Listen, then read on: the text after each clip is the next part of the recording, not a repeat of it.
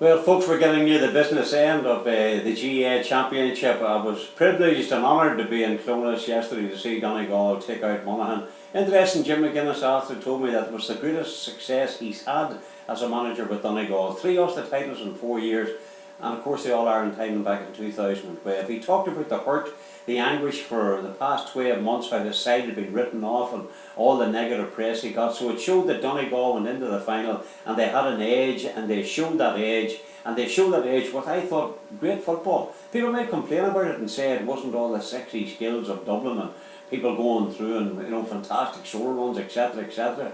But it was real manly stuff. It was Ulster Championship in front of 32,000 people. Now, the writing was on the wall early on because I was doing it for the BBC, and I looked round about an hour before the start. The place was just packed with green and gold Donegal supporters. I couldn't see too many Monaghan supporters. Maybe they thought the writing was on the wall. Monaghan didn't really perform to the best of their ability, but Donegal were fantastic. I just really, I think they've gone from being possible to being real contenders now for the All-Ireland. Would I not love to see this Donegal side take on the silky skills of Dublin and Croke Park? Because I tell you what, they can send out a message. They certainly won't fail them. I really do fancy Donegal to go very far. It was fantastic. Some of the skill levels yesterday from them, some of the movements, the performances, the likes of the veteran Neely Gallagher, he was outstanding, you know what I mean. Then Murphy steps up and he hits a free kick from about 75 yards. Incredible stuff, And it was a privilege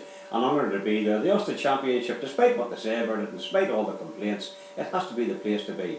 Also staying with Ulster, I think that Monaghan will recover from the pain of the Ulster final defeat, and I'm convinced they'll be too good for Kildare. I think there's a hole in Kildare. Never rated them, don't fancy them. They've struggled actually to get through to this stage of the qualifiers.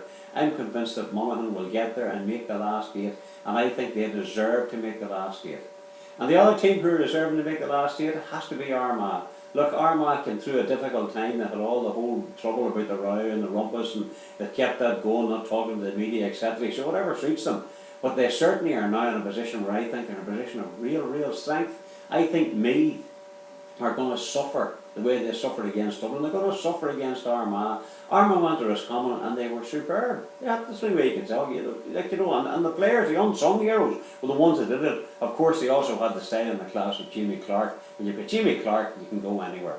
But the one disconcerting issue I have to say with regard to the GAA Championship at the weekend was the whole issue of an alleged biting incident in the Dublin Meath game.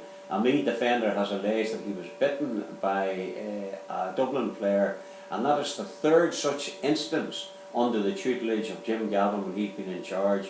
Now, Jim Gavin has brought on a very good Dublin side, but I think this is an issue he has to address. One case was proven, the other case was thrown out involving a Donegal player whenever the Donegal player sort of refused to move on into so-called press charges. But look, biting, it was like Suarez. It's not acceptable. Somebody in the GA, I know they're going to investigate it. If it's proven, the player needs to be dumped out because that's not acceptable. Biting is not acceptable. It takes away and tarnishes from what is a very good Dublin side. The reigning All-Ireland champions can do without those sort of headlines. So there you are. In brief summation, Dublin are going to be hard to beat. If there is a fellow who's biting on the team, get him off. Armagh, they're going to make the last 8. Monaghan are going to make the last 8. And everybody beware. Donegal, they're on the way back from the hills of Kilcar and in around the Downings. They're sending out the message. Donegal haven't gone away. They're very close to being back to the very top table again.